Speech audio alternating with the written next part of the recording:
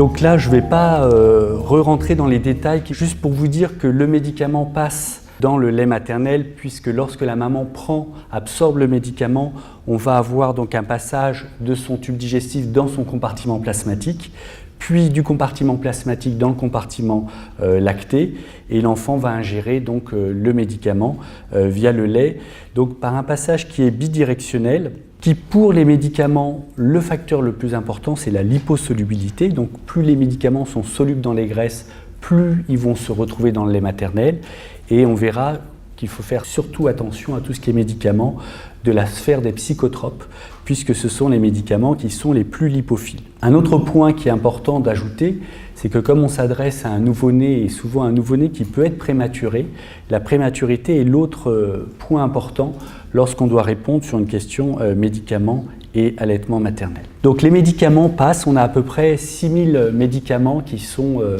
en circulation en France, si vous prenez le dictionnaire Vidal, et sur les 6000 médicaments, la plupart ont un poids moléculaire inférieur à 700 Dalton, donc sont susceptibles de passer et d'être retrouvés dans le lait maternel. Plus un médicament a une demi-vie longue, plus il va être susceptible d'être longtemps dans le lait maternel, surtout s'il passe par le foie de la mère et qu'il produit des métabolites actifs. C'est là tout l'intérêt de surveiller, puisqu'on a des médicaments qui peuvent s'éliminer rapidement, mais le métabolite actif va rester longtemps dans l'organisme et c'est peut-être lui qui va poser plus de problèmes que le produit parent. Alors on utilise le rapport lait-plasma, mais on l'oublie très vite parce que ce rapport lait-plasma est un instantané, donc au moment où la maman a pris le médicament, et on va mesurer, si on peut le mesurer, entre le lait et son plasma, et ça donne un ratio, mais qui est extrêmement variable et donc qui est peu utilisable en pratique. Donc pour cela, on va utiliser la formule d'Atkinson, qui est la dose relative reçue par l'enfant. Donc c'est la quantité de médicaments que l'enfant reçoit via le lait maternel rapportée à la dose prise par la mère. Si ce ratio est inférieur à 1%, on est dans ce qu'on appelle une quantité négligeable de médicaments. Alors, c'est la plupart des médicaments, et là je vous rassure, donc si on regarde et on trouve cette information, on peut le plus souvent rassurer la maman sur la prise du médicament, parce que très peu vont être retrouvés dans le lait maternel. Si on est entre 1 et 10%, il faut s'attarder sur la molécule pour savoir s'il y a un risque pour l'enfant, et si on est au-dessus de 10%, le plus souvent changer de médicament, ou malheureusement, parfois suspendre l'allaitement lorsque le médicament est connu pour être toxique. Je rappelle, parce que j'ai souvent la question, est-ce qu'on peut doser le médicament dans le lait? On le fait dans le cadre de protocoles, car c'est des coûts importants et qui ne sont pas remboursés par la sécurité sociale, donc ce qui limite en pratique clinique la réalisation de ces dosages. Alors on a des bases de données qui sont françaises comme le CRAT, qui sont de très bonnes sources de données, et on a des bases de données américaines référencées, sourcées aussi, comme l'ACTMED, qui sont d'accès gratuit, et je vous encourage à pouvoir croiser ces bases de données pour avoir les informations. Donc si on doit donner un médicament à une femme qui allaite, on va choisir le médicament qui a une taille moléculaire supérieure à 1000 Dalton, très peu de médicaments, mais on a le cas en particulier pour les nouveaux anticorps monoclonaux très utilisés en ce moment en rhumatologie, en gastro-entérologie, qui ont des poids moléculaires qui dépassent 17 000 Dalton et donc souvent ne posent aucun souci au cours de l'allaitement. Ceux à demi-vie courte, qui ont une faible biodisponibilité liée à l'albumine et qui sont surtout sans métabolite actif, utilisés en pédiatrie si possible et hydrosolubles. Donc on privilégiera les médicaments qui vont être donnés sur une courte durée. Et je rappelle, et là vous professionnels de santé, vous avez un rôle à jouer. Je pense à la rhinopharyngite chez une femme allaitante. Il vaut mieux bannir tous les médicaments de la rhinopharyngite car eux sont à risque toxique pour l'enfant allaité. Et donc une pathologie bénigne comme une rhinopharyngite peut permettre parfois l'abstention thérapeutique pour éviter le danger chez l'enfant. On utilisera des voies autres que la voie orale pour limiter le passage dans le lait maternel et surtout on évitera de céder au mode des nouveaux médicaments et si possible utiliser les vieux médicaments tout simplement parce qu'on dispose de pharmacovigilance et qu'on a une connaissance sur les effets possibles chez l'enfant allaité.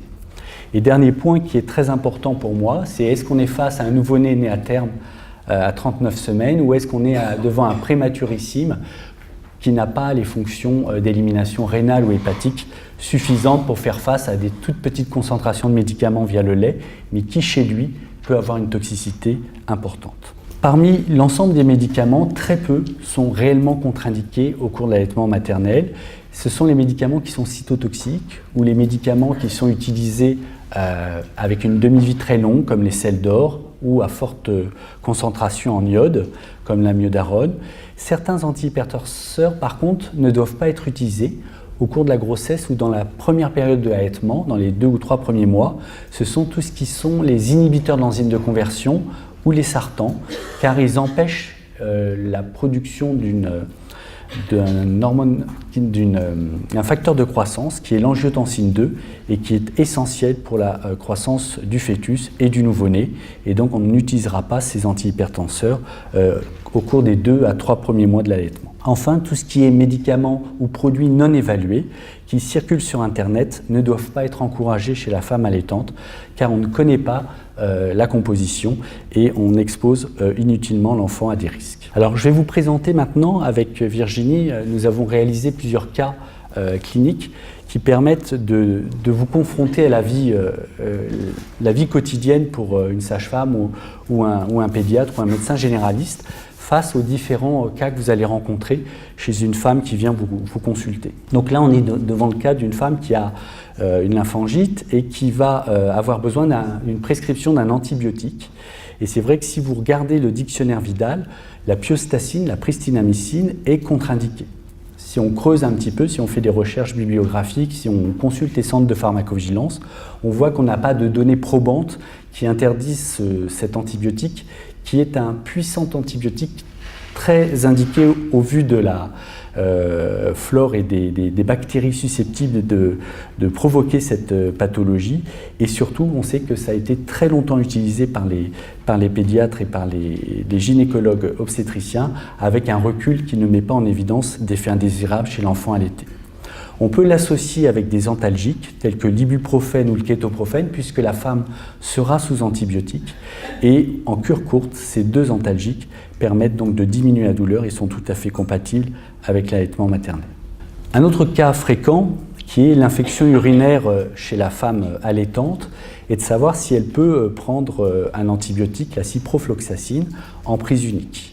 Alors cette prescription n'est peut-être pas la meilleure parce que là par contre on a retrouvé des effets indésirables type d'entérocolite ulcéro-nécrosante qui peuvent être imputables, mais par contre ça pose la question de rechercher d'autres antibiotiques qui peuvent permettre la poursuite de l'allaitement maternel. Et donc on a l'habitude de pouvoir proposer la phosphomycine trométomate, le Monuril, ou la norfloxacine en prise pendant 3 jours. Et cela nous permet justement de poursuivre l'allaitement maternel sans interruption.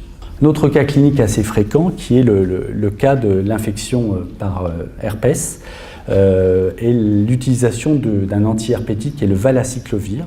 Est-ce qu'une maman peut allaiter son nourrisson d'1 mois? Donc le valacyclovir, d'après la dose relative, passe faiblement dans le lait maternel. Vous voyez qu'on est entre 1 et 10%. Et puis c'est une molécule qui est utilisée en pédiatrie. Le Thomas L l'a classé L1, donc c'est un médicament qu'on peut utiliser sans danger chez une femme allaitante. Donc là on passe à d'autres cas qui sont peut-être un peu plus discutables. Là ça fait appel à ce qu'on appelle le mercure ou le méthylmercure. Et il y a quelques années, ça remonte il y a à peu près une quinzaine d'années, lorsqu'on allait chez le dentiste, on était amené à nous retirer les anciens, ce qu'on appelle vulgairement les plombages, mais qui ne sont pas à base de plomb, mais des amalgames dentaires à base de mercure. Et donc depuis maintenant 15 ans, la plupart des dentistes ont remplacé les amalgames dentaires par des amalgames qui ne contiennent plus de mercure. Pourquoi le mercure pose problème chez l'enfant allaité? Car on a des données historiques qui montrent que le mercure est un neurotoxique puissant en cas d'intoxication aiguë, en particulier au Japon, lors de la catastrophe de Minamata. Mais on a aussi des intoxications chroniques avec des expositions répétées, fréquentes. Et c'est le cas en particulier lorsqu'on consomme du poisson. Et les poissons comme le thon, le marlin, la dorade sont des poissons qui concentrent, puisqu'ils sont en fin de chaîne, qui concentrent donc le méthylmercure. Et donc, entre déposer un amalgame, et il est vrai où il y a un risque d'émission de vapeur de mercure, et le fait de consommer le poisson qui contient du mercure, l'augmentation faible de mercure par la dépose d'amalgame est peu conséquente par rapport à la consommation alimentaire. Donc, ça n'est pas une condition nécessaire de suspendre l'allaitement si une femme doit pouvoir retirer certains amalgames dentaires qui contiennent du mercure. Par contre, la recommandation de l'ANSES sur la consommation de poisson chez une femme allaitante est de ne pas dépasser 2 fois la consommation, donc, ou 150 grammes de poisson par semaine, qui limite l'apport de méthylmercure. Là, on rentre plutôt dans les problèmes par rapport aux médicaments, puisque jusqu'alors, c'était des médicaments classiques qu'on utilise, mais qui ne posent pas de soucis chez une femme qui allaite. Là, on rentre dans la sphère des psychotropes. Et lorsque vous avez une femme qui consulte pour une épilepsie, là, une femme de 40 ans, et qui est traitée par du Gardénal, le phénobarbital, on avait eu les dosages par HPLC chez la maman, et on voit qu'on a des concentrations de 13,6 microgrammes par millilitre. Et chez le bébé, donc c'était à J5, on se retrouve aussi avec des concentrations qui sont les mêmes que chez la maman. J6, J13, donc avec des taux thérapeutiques. Donc la dose relative a été calculée, on est à 24%. C'est un médicament qui donne des apnées, des sédations profondes, donc qui a une demi-vie de 100 heures. Donc vous voyez, on ne peut pas utiliser le Gardénal chez une femme qui allaite. Donc là, avec le neurologue, qu'est-ce qu'on fait? On va vers un switch, c'est-à-dire qu'en consultation pluridisciplinaire, on demande à ce que le Gardénal soit remplacé par un autre antiépileptique qui n'ait pas ces effets de sédation ou des effets neurotoxiques. Et là, on peut proposer le Lamictal ou le Keppra en accord avec le neurologue. Pour une autre pathologie neurologique, où la maman était déjà sous Lamictal à 200 mg par jour, nous avons pu doser et on a vu aussi que le Lamictal passe très bien dans le lait maternel. C'est quelque chose qui est connu, mais on sait aussi que le Lamictal n'a pas d'effet toxique chez l'enfant allaité, même s'il passe. Par contre, on peut se poser la question d'exposer inutilement un enfant à la lamotrigine le temps de l'allaitement maternel. Donc pour moi et pour Virginie, on informe à chaque fois les femmes que si elles souhaitent allaiter, il y a cette possibilité, mais qu'elles soient conscientes que l'enfant va être exposé à des taux de lamotrigine pendant la durée de l'allaitement, qui sont des taux importants, même si la pharmacovigilance, pour l'instant, ne nous amène pas d'effets indésirables graves par rapport à l'exposition à la lamotrigine. Donc les antiépileptiques sont une des questions posées en pratique courante qui est parmi les plus dures à répondre, puisque la personne qui doit prendre la décision, c'est le thérapeute, c'est le neurologue traitant, et le neurologue a l'habitude de ces médicaments, et nous, en tant que pharmacologue ou pédiatre, nous amenons le thérapeute à réenvisager une autre prescription pour permettre l'allaitement. Donc on sait que la dépakine est contre-indiquée, on connaît les effets indésirables graves, et cela nous amène justement à prendre des décisions. Le plus souvent, quand on peut le prendre en anténatal, cela permet d'avoir une meilleure stratégie à la naissance, mais ça n'est pas toujours le cas. Un autre point fréquent, c'est tout ce qui concerne la dépression. Et vous savez qu'une femme sur deux peut vivre dans le postpartum un baby blues, avec un risque qui est faible, en particulier il n'y a pas d'idée suicidaire. Dans 10 à 15% des cas, on est confronté à des dépressions du postpartum avec un risque suicidaire chez la femme allaitante qu'il faut prendre en compte. Et dans le cas des psychoses puerpérales, là c'est beaucoup plus rare mais beaucoup plus grave, où on a l'obligation d'hospitaliser la mère et l'enfant parce qu'il y a des risques gravissimes et pour la mère et pour l'enfant. Alors quels médicaments on peut utiliser ? Donc on va utiliser les vieux antidépresseurs qui fonctionnent, pour lesquels on a du recul, et donc on choisira ceux qui ont la relative infant dose la plus faible. Et donc vous voyez que la sertraline, qui est un métabolite qui n'est pas actif, ou la paroxétine, sont les deux antidépresseurs qu'on va privilégier. De plus en plus de psychiatres proposent la venlafaxine, donc c'est l'Effexor, et quand vous regardez le tableau, l'Effexor a une relative infant dose entre 3,2 et 7,6%, et on a des effets indésirables chez l'enfant allaité. On a un métabolite actif, donc il vaut mieux l'écarter et repartir sur des antidépresseurs comme la sertraline. Donc à chaque fois, vous voyez, c'est une discussion. Ce n'est pas une décision que nous prenons, mais c'est une discussion avec le thérapeute pour arriver à trouver un consensus entre la pathologie, le désir d'allaiter, pour que ça puisse fonctionner. Alors pour les anxiolytiques, ce sont des médicaments qui sont très lipophiles, qui passent dans le lait, qui peuvent exposer l'enfant à des sédations. Et donc on va favoriser avec le Seresta 5 mg si jamais c'est nécessaire.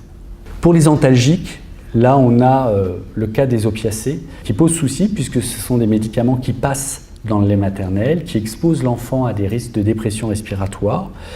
Le tramadol est extrêmement prescrit en France. Je vous rappelle que l'unité de Bordeaux de pharmacoépidémiologie flash chacune des ordonnances faites de tramadol et de Lyrica, puisque ce sont des médicaments qui sont responsables d'addiction et donc qui sont surveillés en France. Et donc comme le tramadol est très prescrit, on s'y est intéressé et on voit que la relative infant dose est faible et donc on peut autoriser l'allaitement sous tramadol, mais avec une surveillance.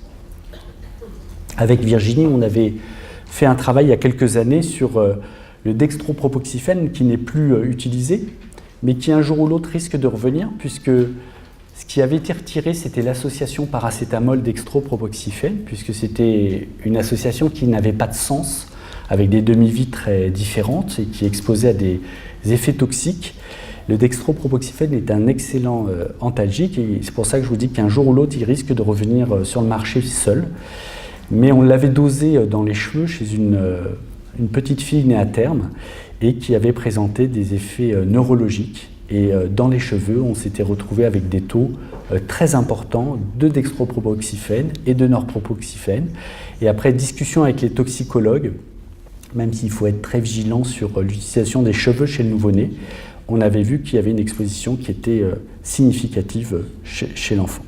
Dans le cas des migraines, autre motif de consultation, on va favoriser les traitements qui sont classiques. Ibuprofène, paracétamol, les triptans peuvent être utilisés.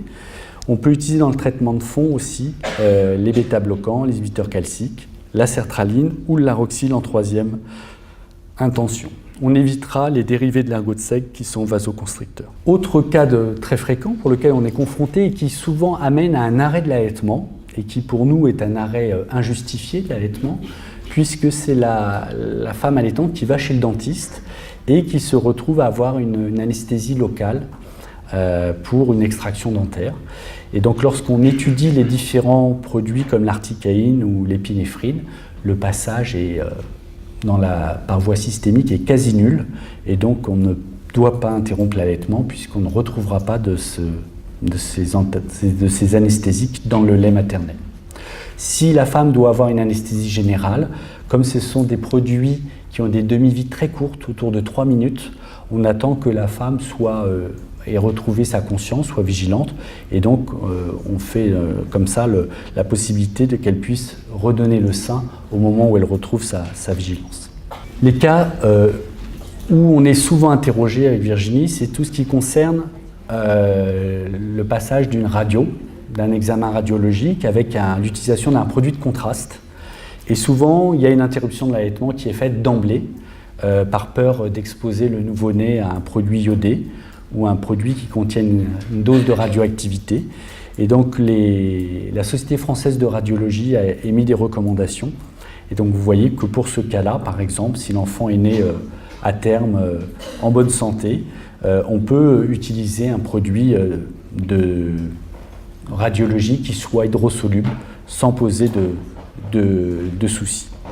D'autres produits comme le lipiodol par exemple est contre-indiqué, donc on peut discuter avec le radiologue pour choisir d'autres produits quand c'est possible. Le cas des immunosuppresseurs, là c'est le cas d'une femme qui est greffée rénale depuis 5 ans et qui est exposée à plusieurs immunosuppresseurs, le Prograf, l'Immurel, la zatioprine et le Cortensine, les corticoïdes. Donc on avait discuté avec le CRPV de Lyon pour voir si on pouvait utiliser le tacrolimus, le Prograf, qui est un immunosuppresseur assez récent.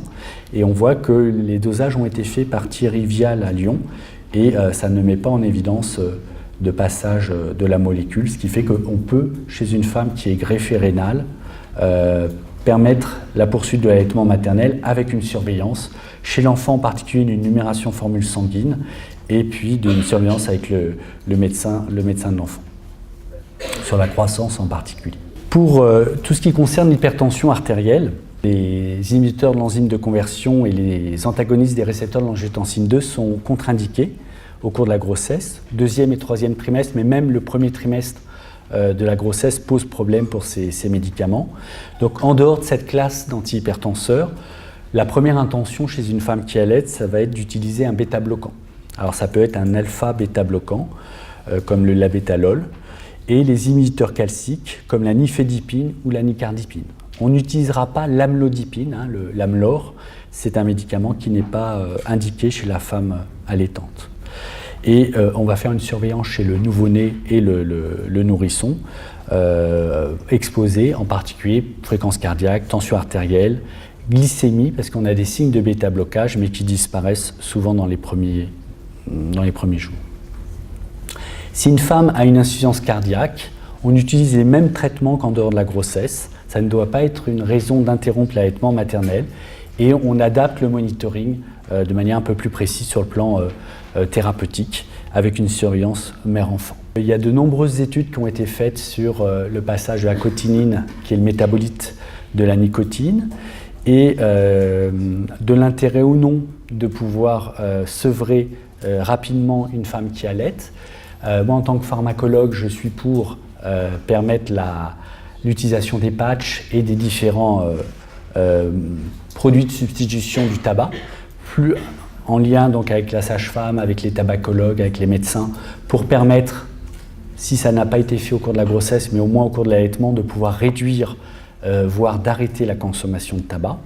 Alors on est face à des femmes qui n'arrivent pas à arrêter le tabac. J'ai eu le plaisir d'assister à une consultation avec le docteur Adler à l'hôpital de Béclair, Antoine Béclair, où on a vu qu'on mettait jusqu'à 2 voire même 3 patchs chez des femmes enceintes ou allaitantes pour les stopper quand il y avait des consommations, voire même 2 paquets par jour de tabac. Donc on peut être amené à augmenter les doses des patchs pour arriver à limiter l'exposition au goudron et à la fumée de cigarette. Le point du cannabis est un point important, puisque souvent la femme va consommer du tabac associé au cannabis. On connaît les effets toxiques du cannabis, donc c'est surtout une substance qui est très liposoluble. La demi-vie est de 57 heures, donc elle va rester longtemps dans l'organisme. Et il y a un risque pour l'enfant allaité qu'on est en train d'évaluer par des données plus récentes, et on essaye d'avoir des informations sur le passage du cannabis et de ses produits, ses métabolites dans le lait maternel.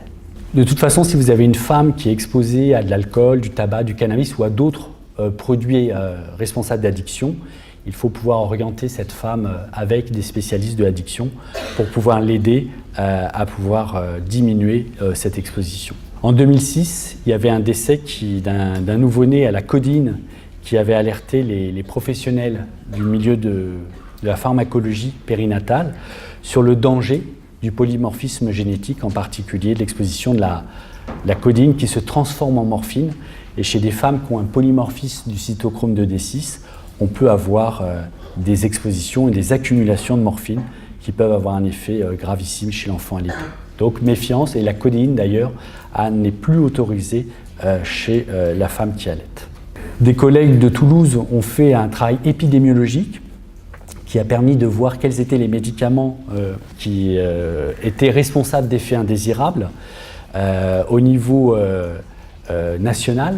Alors vous savez qu'il y a 31 centres régionaux de pharmacovigilance qui dépendent de l'ANSM, l'Agence nationale de sécurité du médicament, et l'équipe de Soussan et collègues ont pu analyser l'ensemble des prescriptions de médicaments chez les femmes qui sont allaitantes entre 1984 et 2011, et elles ont pu mettre en évidence quels étaient les médicaments responsables d'effets indésirables ou susceptibles de donner des effets indésirables. Alors on n'est pas surpris de voir les médicaments du système nerveux à cause de leur effet, leur passage lié à la lipophilie, mais on n'a pas de données corrélées à un dosage pharmacologique qui peuvent prouver que ce sont ces médicaments-là qui ont été responsables de l'effet. En tant que pharmacologue et travaillant dans le domaine de l'allaitement, la question du médicament et de l'allaitement devrait être une rareté pour pouvoir arrêter un allaitement maternel. C'est les quelques cas où je vous ai cité où il y a une contre-indication du fait de la toxicité à faible dose du médicament.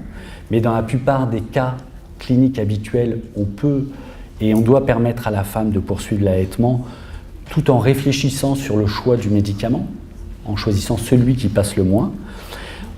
Proposer donc des recherches, et ça dans le cadre des PHRC, de pouvoir accumuler des données sur les médicaments qui sont largement prescrits, pour lesquels on n'a pas encore assez de données sur le passage, et ça on poursuit ces travaux, et de pouvoir rappeler que dans la balance bénéfice-risque, le bénéfice de l'allaitement maternel dépasse les quelques risques qu'il peut y avoir des médicaments chez le nouveau-né ou le nourrisson. Je vous remercie.